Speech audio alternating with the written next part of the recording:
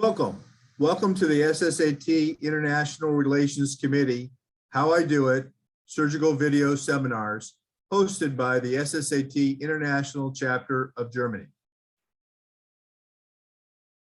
Tonight's lineup, we have an exciting program in store for the next hour and a half. As part of the logistics of this meeting, we invite people to turn off their microphones, be cognizant of the background noise, and for the speakers to position their camera. We will be recording tonight's events, so be careful with what you say, but also be mindful that we'll be able to go back with the podcast and actually go to sound bites to hear the presentations. We want everyone who's here to please join us as members of the SSAT, either active members, candidate members, or as medical students. One of the benefits of membership is to be a member of the Journal of Gastrointestinal Surgery, engaged in our digestive disease weeks, and participate in our grants and scholarships. And all of these opportunities are available to our active members and our international members. Come to Sound Bites and hear the program later, share it with your friends. And our lineup today is great. Our first talk will be on robotic Ivory Lewis operations for cancer. Our second talk will be on foregut revisions, and our third gut on hepatectomies for major laparoscopic resections. To welcome us, we have Dr. Lang. Dr. Lang.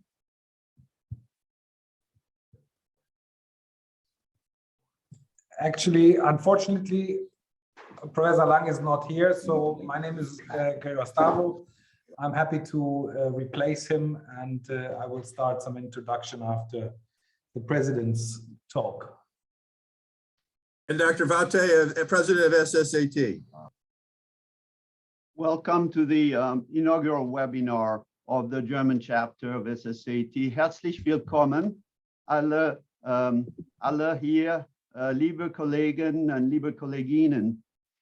This webinar is another stepping stone in the effort of SSAT to reach out to our colleagues worldwide. The SSAT Global Outreach goal is to improve the care of patients through education, innovation, academic excellence in GI surgery around the world. As Dr. Jones said, please encourage your colleagues to join the SSAT. We have about 50 now German members of SSAT, and the benefits of SSAT are great. Again, include subscription to JOG, access to high quality webinar, but also travel grants. The Board of Trustees approved in its budget for this year grants, travel grants, research grants for the various chapters of SSAT. The German chapter is the 7th chapter of SSAT to be created this year. SSAT is very grateful to Professor Lang, president of the German chapter. Professor Lang is absent today and unable to attend. He'll be replaced by Dr. Stavru here, secretary of the German chapter. We have also a cadre of superlative surgeons on the board of the German chapter of SSAT, Dr. Hanselmann, Dr. Niger-Gatemann, Dr. Grimminger, Dr. Knöfel, and Dr. Keck. Thank you very much, all of you, for boosting the SSAT in Germany and helping us in our effort. As I said, Dr. Lang will not be here, and now we'll let Dr. Stavru welcome everyone on behalf of the German chapter. Thank you. Thank you. Thank you. So it's also, I'm really happy to welcome you to this inauguration webinar. We're really happy that we finally managed to get an SSAT German chapter going. Hauke Lang is a big fan of the SSAT, has been for many years. I was introduced to the SSAT by Dr. Vate in Houston some years ago. And I always thought it was a fantastic idea to spread the knowledge of the whole gastrointestinal surgery, and so we don't only look at one special thing, and this is why we created this webinar with 3 very different approaches towards surgery. We're all really happy that this is finally coming through, and I'm sure that this chapter will have a future, and we will grow, and everybody will understand the benefits of the SSAT, and I think that's enough said, and I'm really looking forward to this webinar and what we're going to learn today. So we will go to the first talk, which is about standardized robotic Ivory Lewis operation. Peter Grimminger from Mainz, from Hauke Lang's department, is one of the experts in Germany for that, and he will share with us his thoughts on how to standardize this complex operation, and I'm looking forward to that. And Peter, go ahead, the floor is yours. And we will have sorry, for one thing, we will have a panelist discussion. We have experts in the field to discuss your approach with you, and that's Linda Martin from University of Virginia, Reza Meran from MD Anderson, and from the German side, it's Alexander Nowotny from TUM in Munich, and Kim Honselmann is replaced by her chief, Tobias Keck. So I'm sure we're going to have a good discussion after your talk. Go ahead, Peter.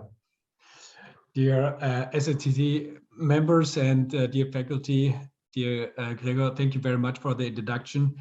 I'm showing a case from Germany, Mainz, Germany, and it's about robotic Ivory Lewis resection, how we perform it. Just a short introduction. As a University Medical Center, we perform between 100 and 150 esophageectomies per year. And our standard approach is minimal invasive, total minimal invasive, or total robotic. And I'm the head of this program, performing over 100 cases per year myself.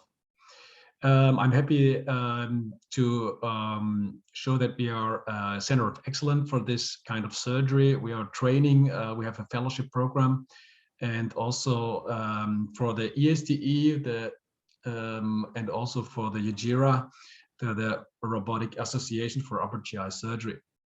Also there, I'm in contact with international surgeons. As my role as a proctor for Intuitive, I'm also in contact with a lot of centers in Europe. And yes, now I would start the case. We performed this surgery. I choose a video where we cut it together last year, and you see a patient with a distal adenocarcinoma, and you can see it here. The patient had a local advanced tumor, and here you can also see the PET scan, and you can actually see the tumor here in the orange color. And also, I would like to show the initial gastroscopy. There I only had slides. The patient received a neoadjuvant radiochemotherapy protocol. And in the restaging CT, you can see it here. You can still see the tumor. It's a little bit shrunken after the neoadjuvant radiochemotherapy. And also here you can see that there's scarring, and the patient responded quite well. This is the trocar setting we use. We have 4 robotic trocars and 1 assistant trocar. This is the placement. It's quite simple for the upper GI approach. Here you can see the case. We start with opening the bursa, and we will go into the bursa of and prepare the gastromental vessels, and we follow them down to the end to get a lot of tension-free space for the later pull-up of the conduit. Then you can see on my right hand, I like to use the synchro seal or the vessel sealer, and here you can see how we follow up. I always make sure that we have the arcade of the greater curve in sight. And here we follow the greater curve up to the spleen. Later we free the hiatus. You can see here now He had a small hernia. You can see this already in the CT scan. And we will free this space here to the pleuras so that we can see the whole mediastinal lymph node field. Then before I do the lymph node dissection, we actually perform the conduit already using the 60mm staplers. And we normally use about 3 to 4 60mm magazines. And then you have a great view for the later lymph node dissection. We like to start the D2 lymph node dissection on the common hepatic artery, mostly just above, before the gastroduodenal artery actually escapes. Then we start with the lymph node preparation. We follow these lymph nodes on the suprapancreatic lymph node field, similar to a gastrectomy lymphadenectomy actually. Here you can see the left gastric vein. I always take it with the dissection device, which you can see here. And then we free the common hepatic artery and also the splenic artery. And we follow this. Here you can see the portal vein, the lymph node dissection down there on the initial part of the ligament. And we take out, these lymph node dissections. I think in distal adenocarcinoma, it's important to take out these lymph node fields here. And then we free the left gastric artery so that we actually dissect the whole space above the pancreas. We clip the left gastric artery and then we dissect it. Then we finish the preparation into the hiatus. And before, this is how it looks like at the end. You see the inferior cava, the portal vein, and the arteries. Then when we did this, we change, go into a semi-prone, tilted semi-prone position. Here you see the trocars. It's the same trocars as we use in the abdomen. So 4 robotic trocars and 1 assistant trocar. And with the, you don't see a lot my fourth hand because it's always exposing something and helping with the traction. Here we start with the pulmonary ligament. We follow all the way and mark our resection lines here and open the pleura on this part. And we follow the greater vessels, first the azygos vessel and then later the aorta.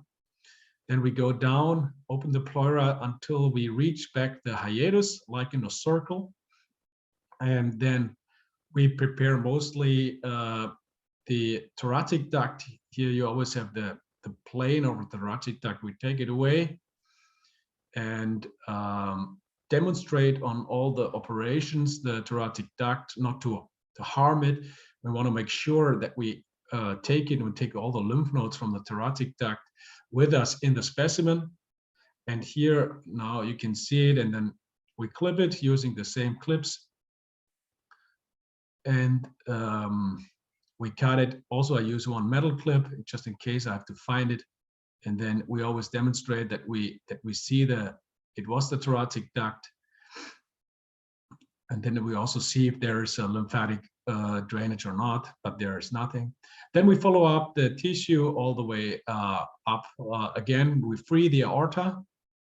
We want to make actually that the aorta looks nude to us, and we see only the vessels coming out from the aorta. You can do this normally very well with the monopolar hook or with the scissors. Here you see now I have the vessel sealer sometimes on the left hand, or I dissect with both hands. So here with the monopolar hook, and on the left hand I use the vessel sealer for retraction or for dissection. Then we free the azygos vein and we will dissect it in a second. What we do actually is we keep in the distal tumors, we keep the pleura up there for later cover of the anastomotic region in the Ivan Lewis procedure. You can see here, you can actually in the robotic procedure. You can really spare this pleura flap, or I think you call it pleura tent, and then we take the azygous vein, we clip it here, dissect it. Also, often you have the crossing bronchial artery there. We'll take it, and then we continue the dissection up to the aortic arch. You can see here the thoracic duct. You can see the pleura from the other side already. Then we take out this tissue on the aortic arch. Then we free the esophagus and the mediastinal tissue in front, between the heart and the esophagus, and also continue this dissection up to the trachea, the right bronchus. You can see it here below. We try to spare the nerves going to the right bronchus and take the vagus here, the vagal nerve. Then we dissect the esophagus from the carina. You can see it here. I always insert a tube in the esophagus to make it more stable. So I can, when I lift it, it lifts the whole esophagus and not only a small part. And so the stability gives me a better possibility to dissect. Here we take the thoracic duct up from the part, then we lift the esophagus again, you can see it here, and then we dissect the esophagus from below, so between the pars membranatia and the esophageal region. Then we also dissect the, you see the pericard, you see some sticky lymph nodes in the tracheal bifurcation now. When we free the esophagus quite far and we lift it, there's tension and you can actually take them out better. You can see it here, the tension on these lymph nodes helps us to get them out from this carinal space, subcarinal space. And for the main vessels, we can use the vessel sealer or the monopolar hook. Then I change my hands. You see now the vessel sealer coming from the right hand. We take the mesoesophagus out. There are some vessels sometimes in this region here. You have to make sure to take them. And we want to see the pleura from the left side now. And we'll take the tissue from sticking to this pleura. And we try to, actually, we leave the pleura on the other side closed. If there's no tumor infiltration, then we take out these lymph nodes above and below the left pulmonary vein. And as you can see here, and then we follow the way down to the hiatus. You see here, sometimes I just pull the pleura away so I can do a nice dissection of the mediastinal fat and lymph nodes. Then we follow the way down to the hiatus. You can see now the pleura, you can see now the crus and our dissection space where we have been from the abdomen. There we are. Here you can see still the pleura, and we dissect the rest so that we actually, the interponate is already coming up. So we will dissect the last lymph nodes here just above the hiatus. I think you can do this very nicely from thoracic part. In this case, we had also a lymph node on the right paratracheal space. So we take out the right paratracheal lymph nodes in this patient. This is a little extended lymph node dissection on this guy. And this is a very uncomplicated lymph node dissection of the right paratracheal space. We analyze this. You can perform this very safe without additional complications. We take them out in the bag. Then we are finished with the lymph node dissection. We start with the reconstruction phase. Then here you see the transection of the esophagus with the monopolar hook in this patient. And we perform the anastomosis using a circular stapler. You can see here we perform a run-in suture in the esophageal stump. We insert 28 millimeter circular stapler head, and we suture it actually from the assistant part. I normally do a double suture. I take the same suture and just go around with 3-4 stitches and just do a second knot to really get a nice donut later. The principle is then to take out the specimen. We didn't divide the whole specimen. So we take out the smaller curvature, which we pull up from the stomach, insert the stapler head there, go and interpone it. And then we go actually in the right height of the conduit and perform the anastomosis, adapting to the chest height and actually where we dissected the esophagus. Then we redock the robot and we finish the dissection, and then we take out the specimen. Then in our technique, we do an over suturing of the anastomosis with the V-lock, and later we cover this anastomotic region with the pleural tent we actually kept at the beginning. And here you now see how it's covered. And we take out the sutures, that's it. Here you see the specimen, and you can see where we entered the circular stapler and the specimen.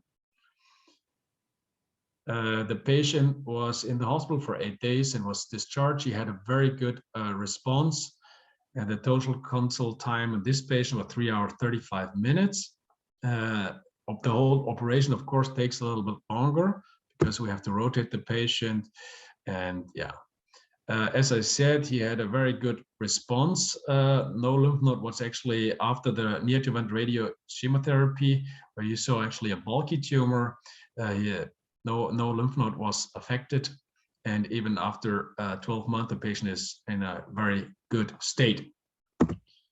So this was the case from Mainz. You can see here the university campus here in Mainz. I wanted to show you guys actually from America where we are located. We have a dome here in Mainz.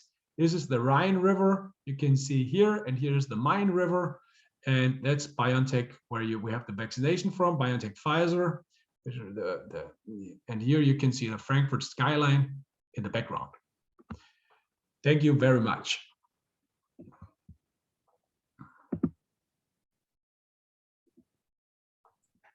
Well, maybe I can start. Dr. Grimminger, my name is Reza Mehran. I'm calling you from Houston, Texas. And I have to congratulate you because, first of all, I have never seen a lymph node dissection as beautiful as the one you demonstrated today in the case of esophagectomy. And I have to congratulate you also for your consult time. 3 hours and 30 minutes. I have never seen this before. All Come to Mainz. performed here in the U.S.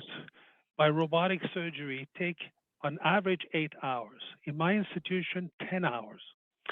I really I'd like to know how you do it so fast and so effectively with the robot. Yeah. Okay, I can. Thank you very much. I started, of course, some years ago. And I'm a very specialized upper GI surgeon here in Germany. We started with a team, and I had several opportunities also go training with the robotic companies to actually find the perfect way for my procar setting. I don't want a lot of disturbance, so I think that's very important. That's what I tell when I do proctoring or case visits. We have a weekly case visits here in Mainz. It's not about speed, you know. What I want to do is that each cut I do is needed and required and leads me to the end of the surgery. And I don't want to make unnecessary cuts or anything. And this enhances your speed later on. I think it's not important if you take 3 hours or 4 hours, but for me, if the consult time exceeds 4 to 5 hours, something's maybe not right, you know, then it's maybe a very complicated case or some problem. The most of the time is actually in this kind of average between 3 and 4 hours consult time, I would say. However, this should not be the aim. It should be a nice dissection, and I think it should be a radical lymph node dissection and a very safe reconstruction. So we have a lot of issues we want to do right in this time, and this is how I teach it. We want to actually get it straight. But I don't want people, I want people or colleagues to know what are they doing in each step. And then actually, when they know, they go actually in the right time. But you're, of course, very Linda. welcome to come and visit me one time. Dr. Grimminger, my name is Linda Martin, and I am a thoracic surgeon at University of Virginia. And I echo Dr. Maron's comments that that's one of the most fantastic lymph node dissections I've ever seen. Couple of questions in light of that. What's the body mass index of your patient or your typical patient population? In America, we have some very heavy patients, and it makes it harder to do the lymph node dissection. And second question is, when do you time your esophagectomy from the completion of the cross regimen? Because it looked like there was really no fibrosis at all in your field. And I see quite a variable range of that in my experience. And sometimes it's much harder to do a good lymph node dissection with radiation changes. Yes. So to the first questions, in Germany, they are not like Asian patients. They are not as thin as in Asia. However, I think you probably in the center of America, you probably have a higher BMI than the patients in Germany. But they are increasing in Germany as well, as we see more adenocarcinomas arriving. And we have actually, I do more adenocarcinoma surgery than squamous cell carcinoma surgery. However, as in Germany, historically, I'm trained from the abdominal surgery up to the thoracic surgery, and therefore we come from another field. So often I hear from my colleagues from America a great abdominal approach, because they come from the other side to the surgery. Yeah, and I think this is where we can actually really learn from each other. And this is what I felt when I visited one time Lugadich in Pittsburgh, and I felt the same. Actually, we talked about the same issue. And the other thing about the radiation, we normally wait at least 4 weeks after the last radiation, up to normally 8 weeks, or you can also do up to 12 weeks if there's another complication. So some patients, I had to wait longer because of the COVID or something. And I think in general, you can operate them pretty similar, but you will have less lymph nodes later in their specimen probably, because they will be reduced. But I had the impression, if you don't have the tumor right on the left bronchus, which was maybe sticking to the left bronchus, normally for me the surgery is normally doable very similar. But about the more BMI patients with the lymph node dissection, I think they're probably fit for the robotic surgery, because you have the long instruments and you don't have to wait. And therefore, I like to do the high BMI with the robot actually. Thank you. Dr. Novotny, do you have any comments? Yeah. Hi, Peter. Great presentation and also impressive video. I also got two questions. First one is, you once told me you still perform 50% of your cases totally minimally invasive, the other 50% robotic, since you don't have access to robot every day. So based on your experience and your personal opinion, where are the true benefits of robotic against totally minimally invasive? Which operative steps are easier or better performed with the robot? And the second question is, are there cases where you still consider upfront open IVLUs as vectomy, or are you always trying to do your cases minimally invasive? Or are there certain red flags where you say, okay, it's much safer to do it open?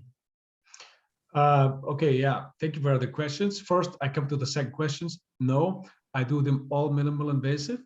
I did 2 patients with after liver transplant, total minimal invasive esophagectomy. It's all possible. You know, if there's a problem, I convert. This is, I think, the main thing. If I think I struggle too long, if there's I had big hernia nets in there, whatever, but I start normally always minimal invasive in the abdomen and the chest. After heart transplant, I had to open the chest because there was so much fibrosis, it was not possible. So you have to consider that, and I'm very easy on that. If there's a problem, I will convert. But the conversion rate is very low, because most cases are actually doable. And now to the first question, I think I can do, you know, I like both surgeries. I like robotic surgeries I like also laparoscopic thoracoscopic surgery. However, I feel, you know, in the robotic surgery, I'm more myself, you know. I do everything myself, and I like that. I have the camera myself, I have my extra arm myself, and this is for a surgeon who knows what you're doing. It's sometimes nice, and so I enjoy the surgery. It's not about a certain step, you know. I also like the angulation. Sometimes, you know, the anatomy is a little bit different. You don't see around really good, so you want to really very smooth, and you want to focus, you want to go close, and then it's very helpful to have the more possibilities with the robot actually. However, you can, if you are trained, you can do it also laparoscopic, thoracoscopic, but you need more training, I would say. Thanks. Thank you. John Nicola, you voted. You're muted. Thank you very much, Dr. Grimminger. Thank you for this excellent video. We could be discussing another 15 minutes if you can maybe reply to the questions. There are a few other questions that haven't been answered in the chat, so you could reply to them and answer individually. Dr. Jones now will introduce the next speakers. The next presentation is by Dr. Kinga Powers. She's from Stony Brook in New York.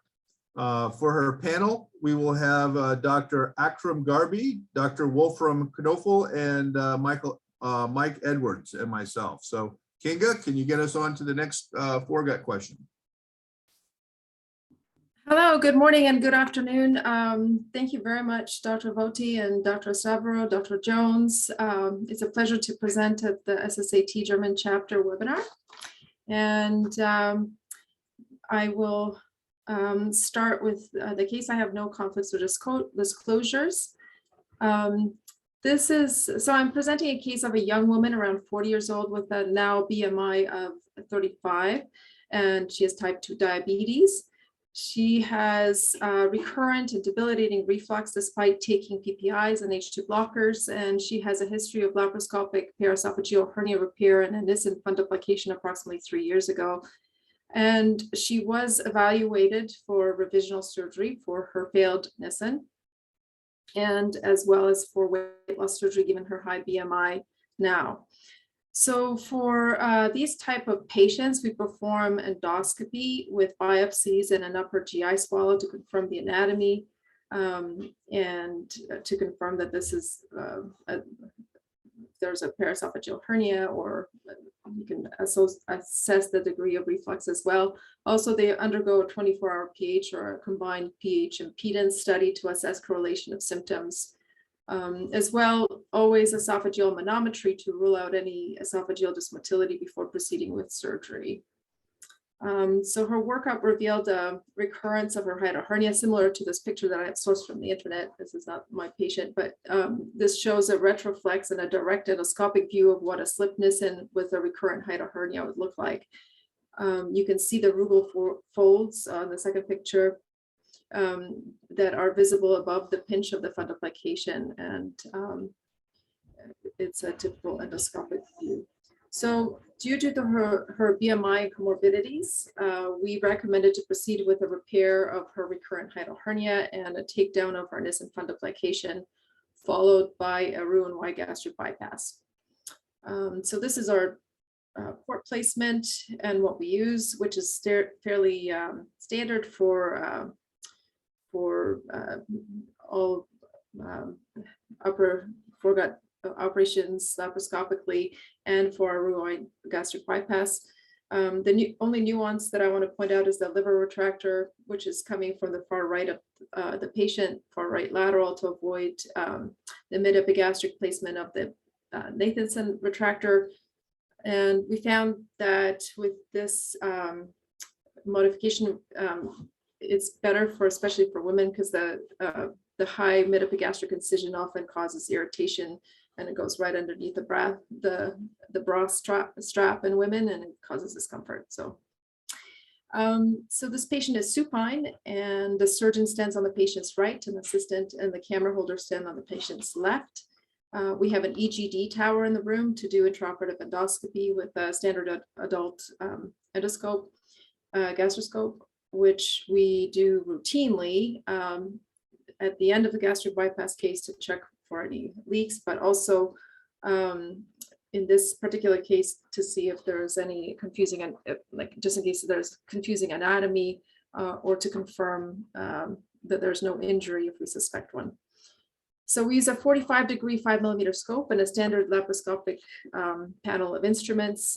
We use linear endoscopic stapler with this particular case because it's a redo. Sometimes we use a black load staplers instead of the normal purple load that we use. For suturing, I personally use the endo stitch for suturing all the anastomoses and closing the defects. And so I will go ahead with the video now.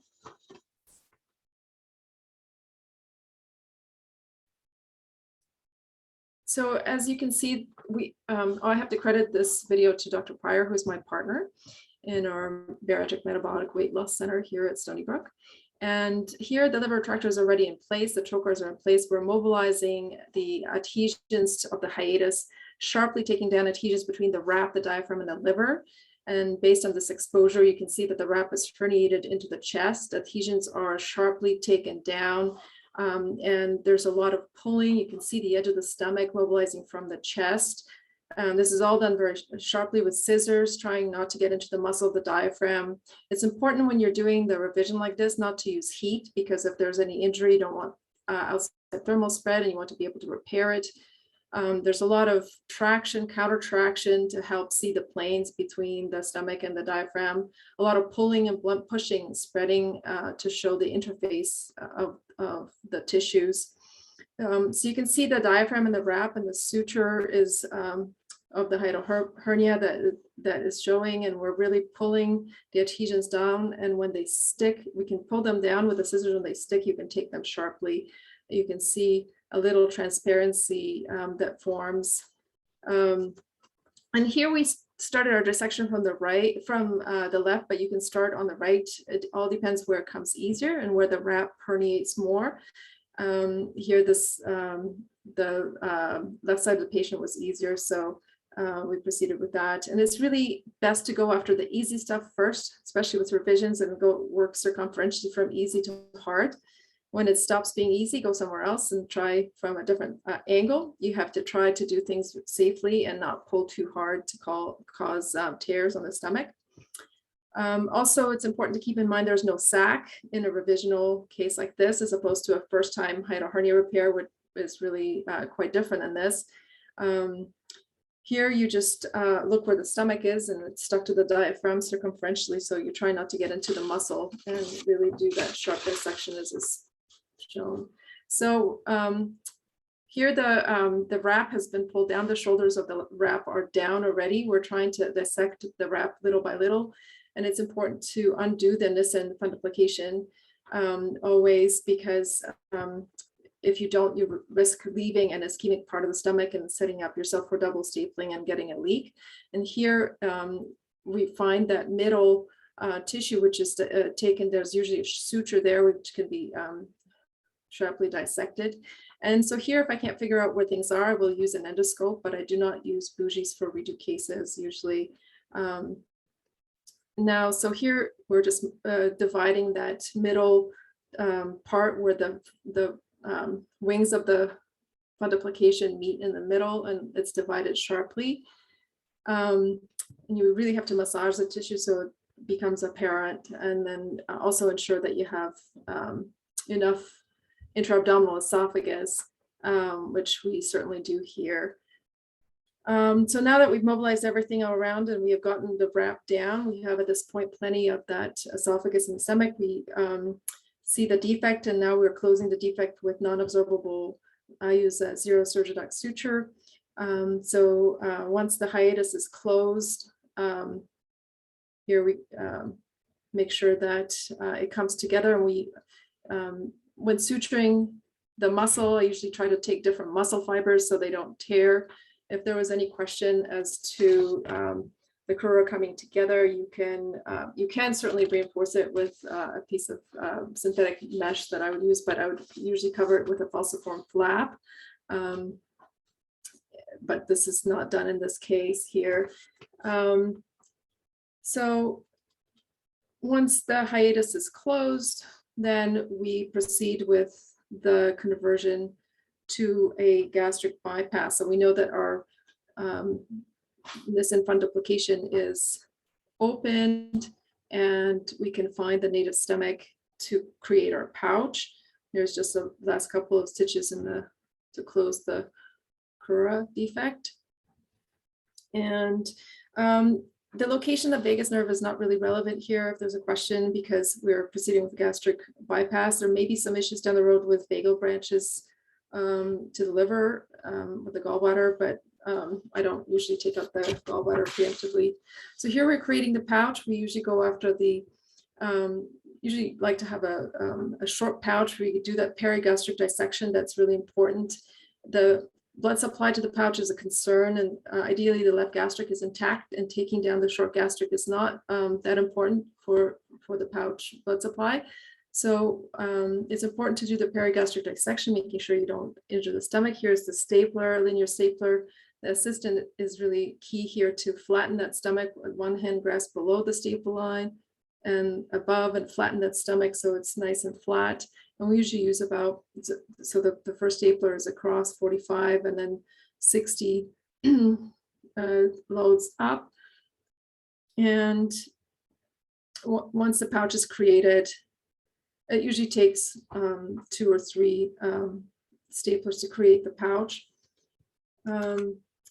And again, we use purple in this case, but sometimes if the stomach is really thickened from the recurrence, we would use a black load of the stapler. So here, if there is a question about the vascular supply to the remaining fundus, and here you can see a devascular fundus, so I usually just resect that. But you can also use ICG green during your surgery to see if there's any vascular compromise, and especially it would be important to check the pouch as well, and we do that routinely. This is sort of sped up a little bit, not all the steps are shown, but the roux limb is being brought up, and we use a single layer anastomosis with a vicral closure. And we check that for leaks later with the endoscopy. And although this is a little bit modified because I usually do a partially stapled gastrojejunal anastomosis and then close the common channel. Here the biliopancreatic limb comes off on the right of the screen, and that's divided. The 150 centimeter roux is counted down. And it usually, typically we use 150 centimeters to prevent reflux, and these patients may have a certain degree of dysmotility of the bowel, so a longer limb prevents these certain reflux complications. So here we have jejunal anastomosis. Again, we do a hand-sewn, stapled, and then a common channel enterotomy is closed using a hand-sewn technique. For the jejunal anastomosis, and all our defects, the mesenteric defects of the bypass are closed using a non-absorbable 0 suture. So the Peterson's defect is closed here, as you can see. And then we proceed with testing of the gastrojejunectomy, and that pretty much completes the procedure. Here.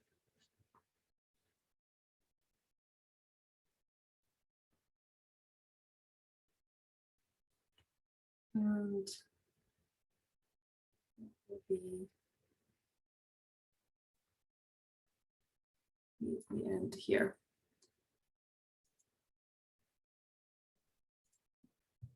All right, so that this patient usually typically stays in the hospital for overnight. They're started on a liquid diet the evening of, and then continued on liquids for 3 weeks before proceeding with soft foods. And usually we treat them as a gastric bypass patient on the pathway of our bariatric surgery patients. Well, thank you, Dr. Powers.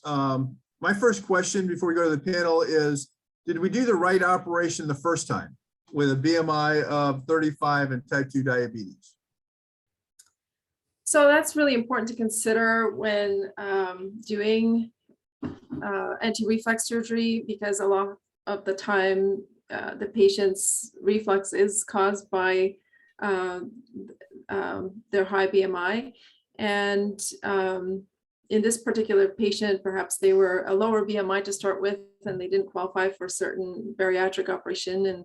And over the course of their time, the BMI increased, and that was, of course, a better procedure for them. But I would typically consider doing a gastric bypass for reflux somebody with a high BMI, regardless if it's a revision or not. Oh, you're muted, Dr. You're Jones. muted, Dr. Jones. Dr. Knoffel, do you have some questions or comments? Absolutely. Thank you very much for the very nice presentation. You certainly made it look very easy, a very complex procedure, especially taking down the old rat band. That can be very nasty at times, of course. My first question would be, you, at least I didn't see it. Do you use any spacer before you reconstruct the hiatus in order not to narrow it down too much? So typically, it's important to have in a straightforward, not a redo operation. I would use a bougie or or a scope. And in this case, I use an endoscope. And I didn't see that. Yeah, it's basically a standard part of our operating room. We usually have the EVIS tower there. So either a double channel scope or a single channel scope is used for these procedures. And it helps with testing the anastomosis afterwards as well. Absolutely. And the second question, you mentioned the left gastric artery.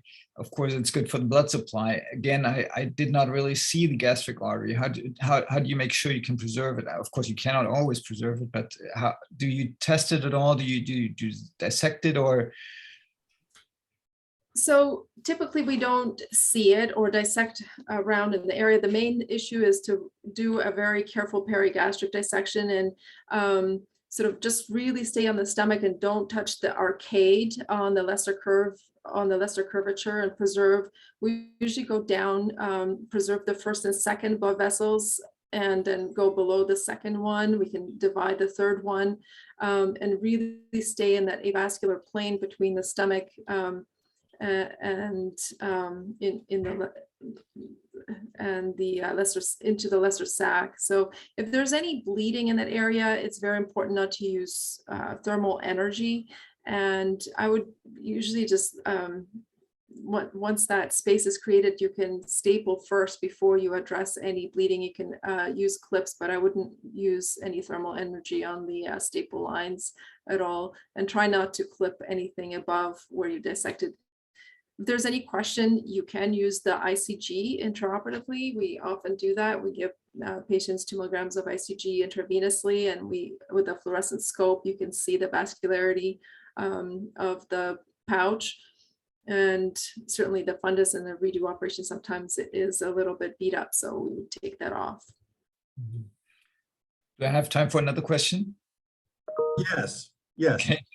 One more thing, in those redo procedures, the diaphragm or the screws are often very fragile and worn out. In case that was very nice in your case here, but what do you do to augment the diaphragm in case you have those fragile, worn out, scarry tissues? Yeah, so sometimes it can be challenging, and I think you can do, if there is really too much frayed muscle, you can do some relaxing incision. Sometimes I do a relaxing incision in the right crus or the left crus, and then you can use a piece of synthetic mesh. I would try and stay away from that. I usually can put the diaphragm crura together primarily. You know, very occasional cases, I'd use like a Sympatex synthetic mesh, and then what I've adopted from Dr. Pryor, actually, she does a really nice falciform flap which I've adopted in my practice if I use mesh to cover that. So it's not near the repair or the esophagus or where your staples are. Dr. Garvey, what comments and questions do you have? Yes, great. Thanks for this beautiful operation. For me, one of the most challenging operations are these redo operations laparoscopically after recurrent hiatal hernia. So great, thanks for this presentation. I want to make some remarks about the type for dissection. I think we can use this bipolar devices like Thunderbeat or something like this for cutting, for making the preparation in this area. Because if it's it's becoming bloody everywhere, you will not see everything very well. Another thing is about in the US, I think you are using very much this endostitch. In Germany, it's I know no surgeon who use it. We are making the anastomosis with linear stapler and close the holes with barbed wire. These barbed wires are barbed wire sutures. So that was it. Thank you. Dr. Edwards, comments or questions? Yes, thank you guys for having me. Kinga, great presentation. I do have a couple of questions. I think some of them are along the same lines of questions that have been asked before. In terms of the mesh versus no mesh hydroplasty, do you factor in the dimensions of the hernia in that sort of decision making? I factor in the amount of tension I think that I can see, and it's there's not really a good sort of science behind the actual amount of tension. It's a matter of sort of personal judgment, really. And if I can see that the muscle fibers are separating, then I would consider using the mesh. So it's not really the size of the opening, because sometimes even very petulant crura can come together really nicely primarily, and it really is sort of on an individual basis. Yeah, I think you're probably absolutely right. You know, for me, I think I use sort of the 5 centimeter cutoff and also the integrity of the fascia on the crura in terms of whether or not I'll choose to use a mesh versus not. I think that the discussion about the left gastric artery is also very important. I think you're right that in a lot of these patients, especially people who are still very obese, you typically don't see it. You know, do you typically do any sort of measurement from the GE junction distal to figure out where you're going to start your perigastric dissection? So typically we see where the first 2 blood vessels of the arcade are and make sure that those are preserved. So that's a must. So it's not really a matter of centimeters from the GE junction, although I like a short pouch. I mean, I like, you know, maybe a 5 centimeter pouch, but I really, especially in redo operations, that's really critical to maintain the blood supply. So I wouldn't take more than the 2 vessels if I can prevent it. Okay. 2 other quick questions. I mean, the only thing technical that I would do differently in this procedure than you did was use a Da Vinci system. So I'm not sure if you have any thoughts about, you know, lap versus robotic with these complex cases. And then the final question would be, you know, for patients that you know that you're going to convert after reducing the slipness into a bypass, what additional information does a manometry add as part of your pre-op eval? So to answer your first question, I think it's a preference. I think I really like using the robotic system, but I have recently started doing it for upper foregut cases, so I find that it slows me down. So I think it's sort of a preference, and I think as I maybe become more facile with it, I'll be able to use it more. I can certainly see the role of it. I like the autonomy that it gives me, also just being able to do everything myself. But in terms of the second question, the manometry, yeah, it doesn't, I think it's more of the motility. We want to make sure that there's nothing else that we should be treating, or if there's any dysmotility in the esophagus itself. So if you had a patient like this and you had a manometer show that there's significant esophageal dysmotility, what would you do differently operatively? Well, it would depend on, you know, the degree of the reflux. I think most of these patients will end up converting to a gastric bypass. So, you know, we don't necessarily always do manometry. These patients also, it's a test that's not readily available in some centers and in ours included. There's, you know, there are some medical management cases for patients with this motility. Yeah, I think with these patients, doing a comprehensive evaluation is an absolute must. I think for us, the decision making with manometry comes in when you're thinking about conversion to a bypassive versus, you know, DS. That if patient has, you know, incompetent LES, you know, there's a contribution to their reflux, and you do, you know, a DS procedure on those patients, reflux may still be an issue. But if you convert them to a bypass, probably less so of an issue. Yes, I agree with that. Sometimes in the literature you see the Nissen with a sleeve. Is that a real thing? Could that be done either in the first operation or the second operation, or is that really investigational? Well, I think that a sleeve is typically a more of a reflex producing procedure rather than treating procedure. So I don't typically venture into doing a sleeve in patients who have severe gastroesophageal reflux. So I think I would stay away from that combination. I'd like to thank Dr. Powers and the panel, and we'll move on to the third presentation. Thank you, everybody. Thank you. Okay. So we are now going to our third presentation entitled Laparoscopic Major Hepatectomy Extended Left for HCC. And the speaker will be Dr. Stavru. The panelists will be Dr. Ferroni and Dr. Winslow for North America, and Dr. Farkas and Niedergatemann for Germany. Thank you, Dr. Stavru.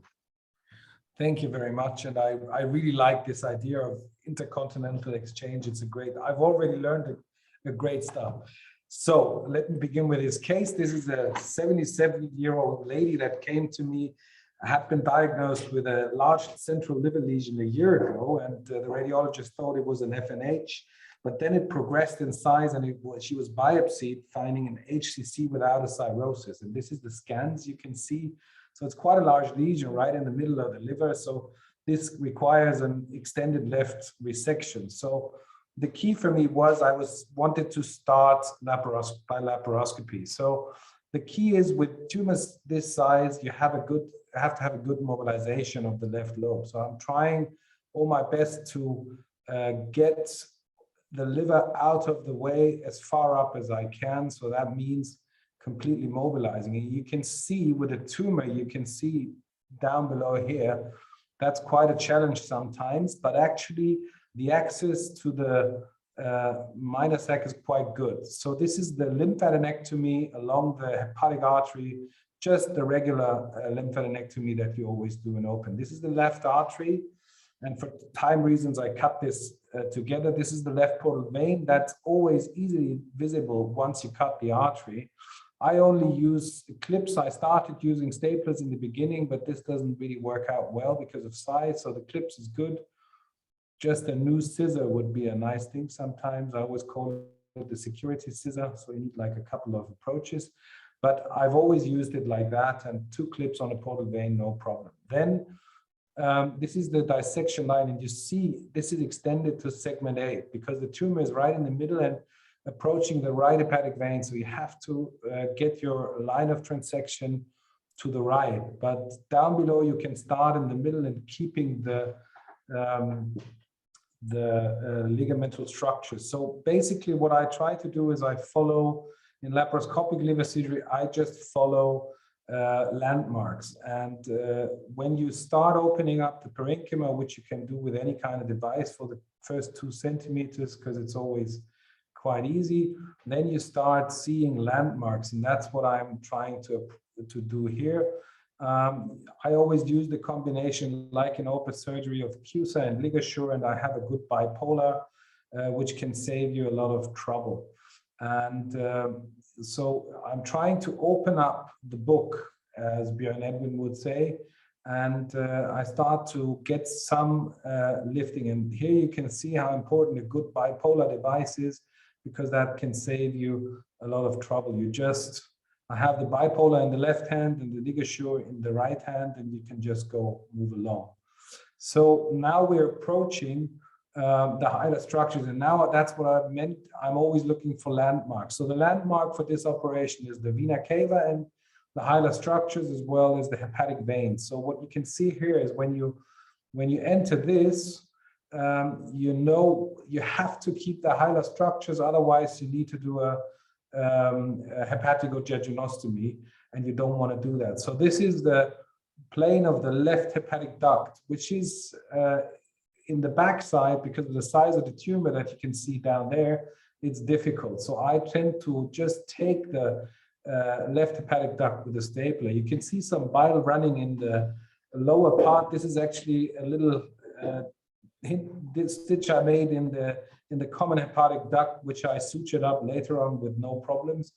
But this was due to lymphadenectomy. So now I didn't get through with the stapler completely, which is not of a problem. You can always use a clip on top of the staple line, but it shows you why I don't like to use staplers on the portal vein anymore, because the clips are more fitting into this. So the tumor is running around there, so you have to take it away. To get to that point, you need to elevate segment 1 away of the vena cava. And this is what I'm trying to achieve now. Actually, I find with laparoscopy, access to segment 1 is much easier than in open surgery. I could not believe that, but I've done a couple of cases, and actually you have much more room to move around when you do it laparoscopically. So this is a very tiny patient, I have to say, very unusual for our area, but here she has also a very she's very tiny vessels, and you can see the vena cava coming up, and you want to take the whole of segment 1 also, so we can reach the trunk of left and middle hepatic veins that we have to take. So I'm slowly moving along the vena cava and trying to lift this up so I can get the axis behind the left hepatic vein actually. And what I did here was that because everything was so tiny, I actually mobilized the vena cava as well a little bit into the upper part, so I can have complete control of the vessel. You can see that here, the cava is completely controlled, and now I've got an overhaul behind it, and I can sling it with a tape, and with it now you can put in the stapler, which I have cut out. Now you can see the staple line in a second. You see the staple line on the right. This is the trunk of left and middle hepatic vein. And now we're actually moving on the other side of the vena cava already. This is an inferior hepatic vein, because the idea is with a tumor like that, you need to move until you reach the right hepatic vein. And this is what I'm trying to achieve here. So I'm trying to find my way on the right side of the hepatic vein, trying to control the position of the right hepatic vein, because this is the limitation of this operation. If I can't control this, I can't go on with it. So in a second, you will see the right hepatic vein coming up, and you always have the tumor here on top, which is a huge tumor in a very small lady. And this made it quite difficult to hold things up. So now we're approaching, this is the right hepatic vein. So this is as far as we have to go. And my idea was the more you can mobilize things off the right hepatic vein, it becomes easier. And now we're switching to the other side. You can see here the intrahepatic portion of the middle hepatic vein. There's a little bleeding, not to worry. There's just no reason to worry. Sometimes it's better to bleed than to be sorry. That's just something you have to bear. And now you're sure this is the right thing to take away, so you can cut this portion with a clip, and then you will see that you get some movement upwards. So actually you realize you're able to lift the tumor upwards. This looks a little bloody. It's not really, because this is some collections from before. There is a little bleeder that will stop in a minute. There you can see now a vein coming up, and this is probably the only dangerous situation in this operation.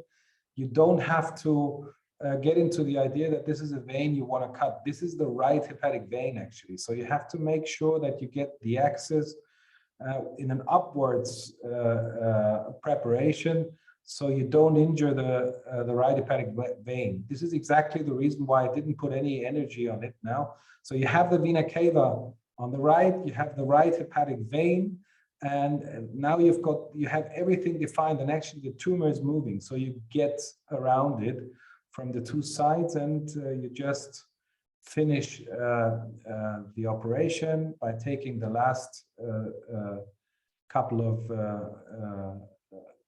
bites. And you already realize at this point that there is no more real bleeding happening. So there is no Pringle on anymore. We had the Pringle on in between transection phases, and now you realize there is no bleeding actually as we come and end up at this point. And then we're completing the transection. You can see the big tumor here, and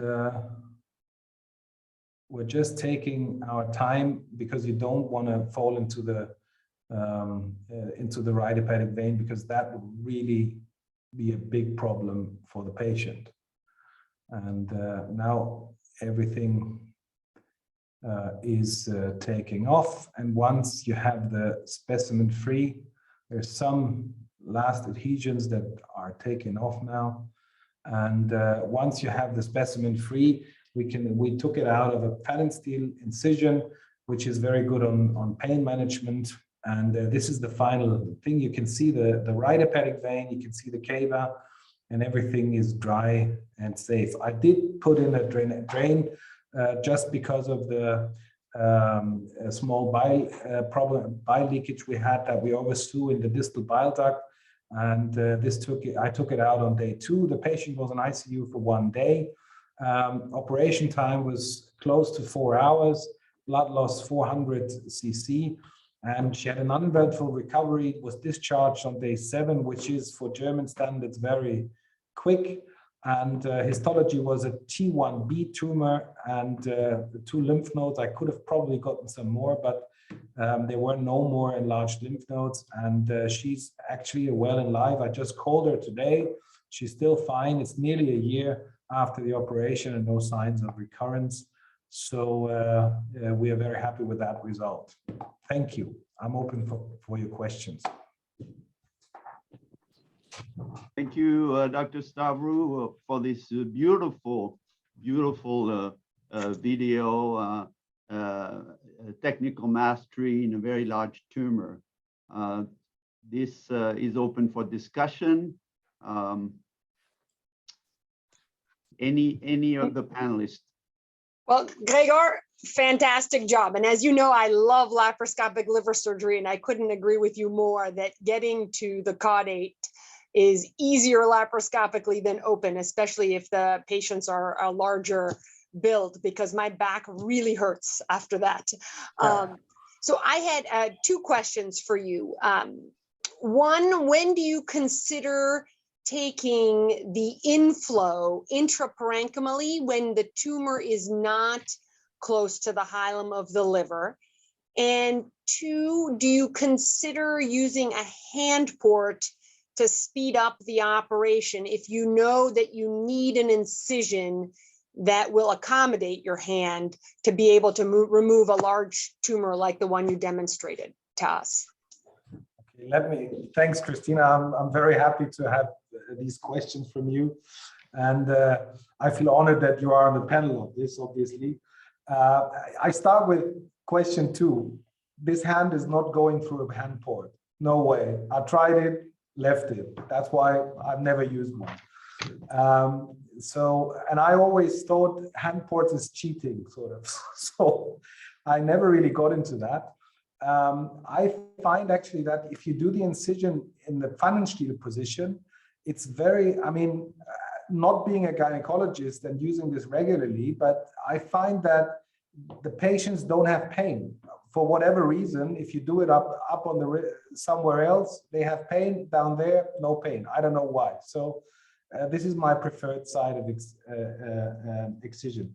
As for inflow control, you're right. You could do it just like with stapling inside of the parenchyma.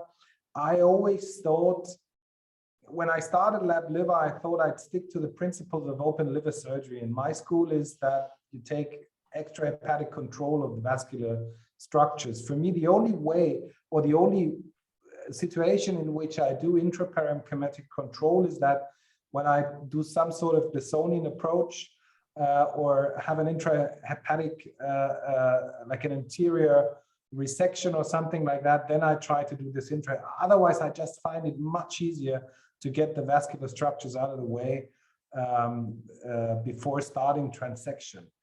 But I think if the tumor allows, you can well put a stapler just right across. You just have to make sure you're in the right position, basically, I guess. Thank you, Gregor, for this wonderful presentation, and thanks to all that I can really join this meeting, and that's a wonderful idea. So, Gregor, wonderful case. I haven't seen that you have mobilized the right lobe, because you could get into troubles if you get into trouble with a right hepatic vein. And I personally think that in extended left resections, it would be useful to mobilize also the right lobe, that you have access from both sides on the right hepatic vein, and you can handle each situation if you have a bleeding there or something like that. Would you comment on that? Thank you, Marco, for this question. This is quite funny because I thought the same thing, and this is our training of open liver surgery. When I do these operations openly, I would always mobilize the liver completely, because as you said, it gives you much more access. Actually, laparoscopically, if you mobilize the right liver, it's going to be more difficult. And if I've learned one rule from Björn Edwin from Oslo, hepatic veins are never a problem in laparoscopic liver surgery, which is because of if you have a good anesthetist and they don't give too much fluid, the pneumoperitoneum will always balance the hepatic veins, and you can always hold it. Even if you have to convert for some reason, there's a way to control it with a clamp or something. So that's not actually the problematic bleeders in laparoscopic liver surgery will always be from the portal veins, because that's very tough to control.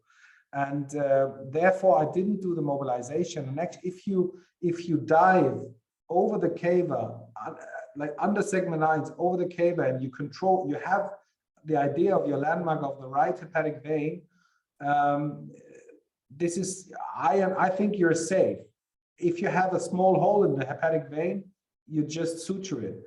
Agreed. If you have a large tear in the hepatic vein, you're in trouble. There's some ways out of that, but to tell you the truth, even in open surgery, that is a problem in that situation. So you better not run into that. Actually, this is a borderline case. Akram Gabi is here, he's my witness. I was saying like 5 times in the operation, I think I can't do it, I have to convert. And we say, let's try another 5 minutes. And in the end, I just realized that I can lift it off. This was the maneuver in the end, and then I was sure I would be safe. Yeah, good that you have recognized it. And I'm 100% with you.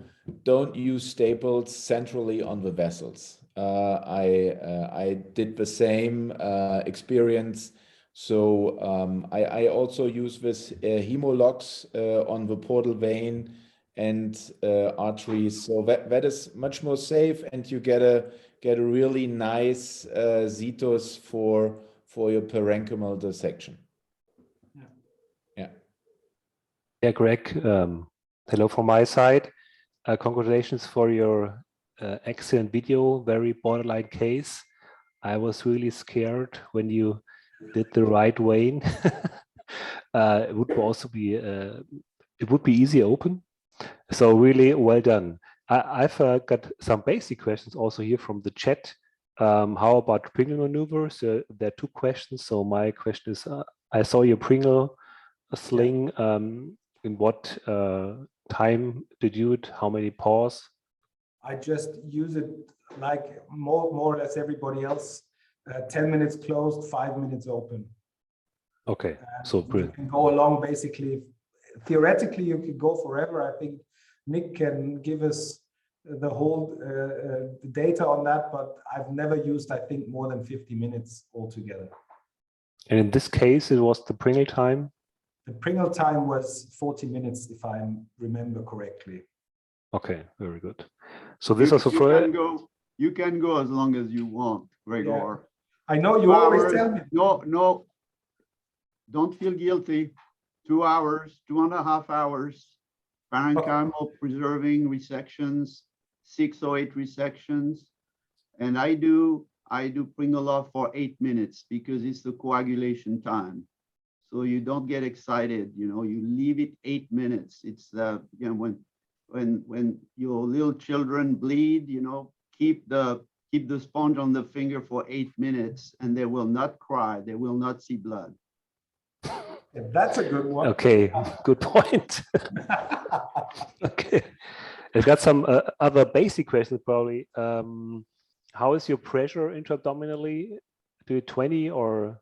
No, 12, sometimes 14, but I really try to stick at 12. Because of fear of gas embolism. Of air embolism?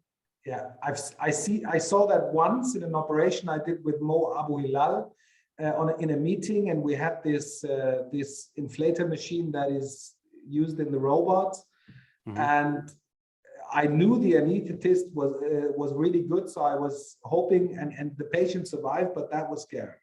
We had a flat ECG for like 1.5 minutes, so that was okay. And because I used 20. I had one embolism. It wasn't, how you say, severe. So I would be interested maybe in the floor or here in the panel, who uses a normal pressure and who uses a higher pressure. I think one of these is the air seal. It's not necessarily the pressure, but the air seal, it's the rapidity of the re-insufflation is a problem. We used it for quite a while and had, some issues as well. We were using TEE and you could clearly see the air embolism. So I think if you aren't using the forceful insufflation, it probably matters less what the actual pressure is. We use 12, but I don't know that it would matter exactly how much higher or lower. Yeah, Christina, sorry, go ahead. Yeah, no, I agree with Emily, and we use 12 to 15. So without the ears, but not with the high, right? Not with the high. Yeah, and I've never had the feeling that if I put some more pressure on, that this actually gives me any kind of benefit.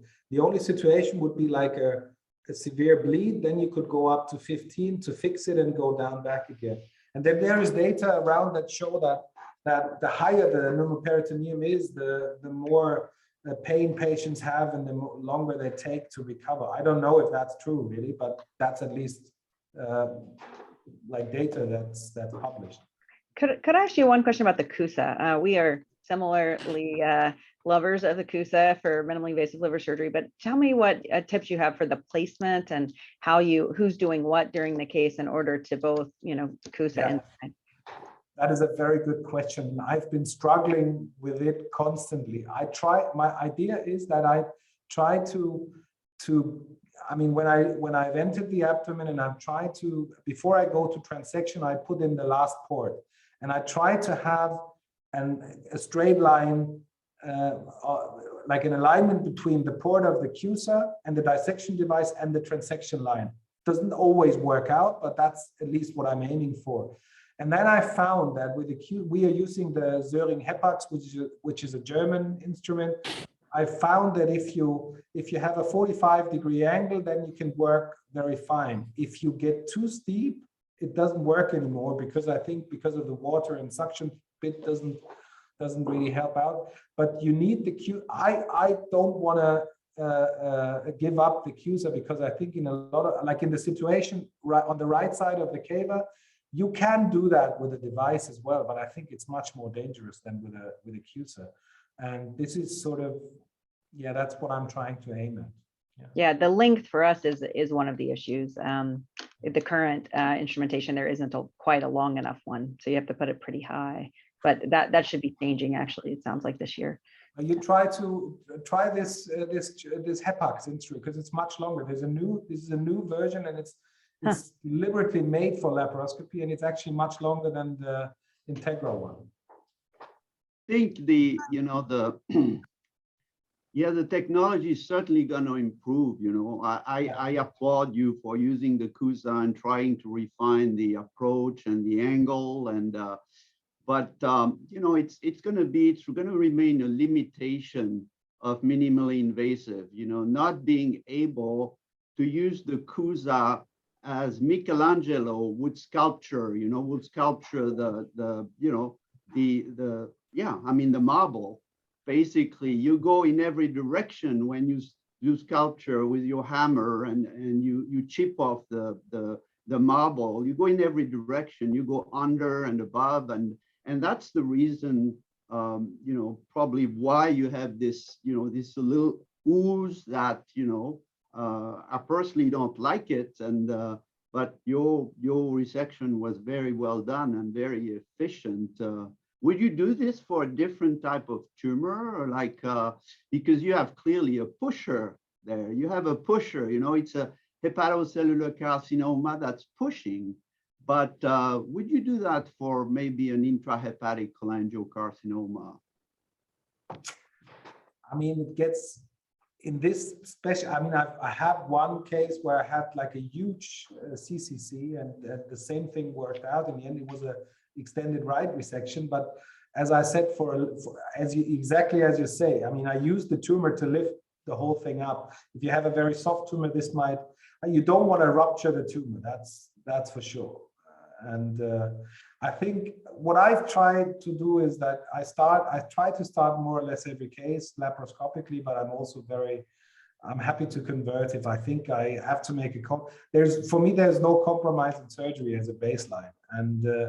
And if I compromise oncological or technical things, I just do it, as you said, in the old traditional way, which personally, I really like to do the big open liver surgery. But the beauty of the laparoscopic approach is that if you see the patient sitting the next day, even in Germany, and Nick, I mean, your patients all sit in the chair the next day, but you're working in an environment that is we're not able to reproduce that.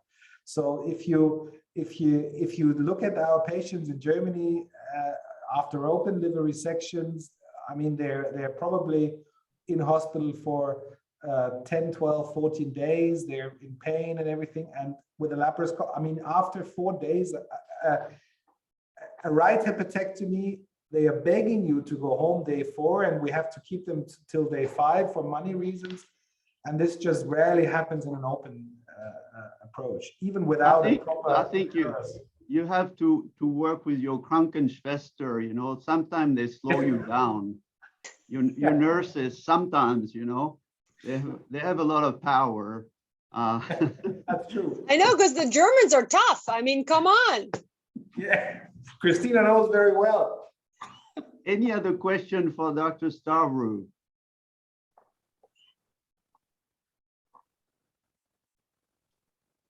Okay, I see that there was a question regarding ICG for the vessel for the hilar dissection. When do you use it? Sorry, I didn't get that. Can you repeat that? ICG. Yeah. One of the questions, when do you, this is always a dangerous, a step, the hilar dissection toward the in extended left, that's when you, as you said, you could get in a situation where you need a hepaticojejunostomy and so actually, I think ICG is a big help. I'm now able to use it as well. And to tell you the truth, I haven't made up my mind really where exactly is the benefit. But one thing I really like, for example, is if you take a right hepatectomy or left hepatectomy, after you cut the vessels and you inject ICG for a negative staining, that's beautiful because you get the perfect line of transection with the ICG. I really like that. The other thing that we're trying to do is to detect tumors. That works so and so, I would say.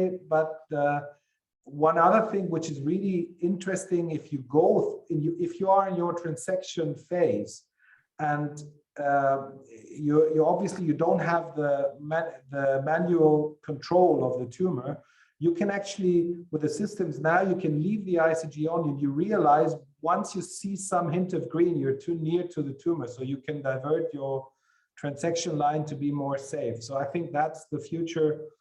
There's a future direction there, but this is not at the point where you can say this is like standardized, and at least not for me. But I think I think it could also be helpful in open surgery, to tell you the truth.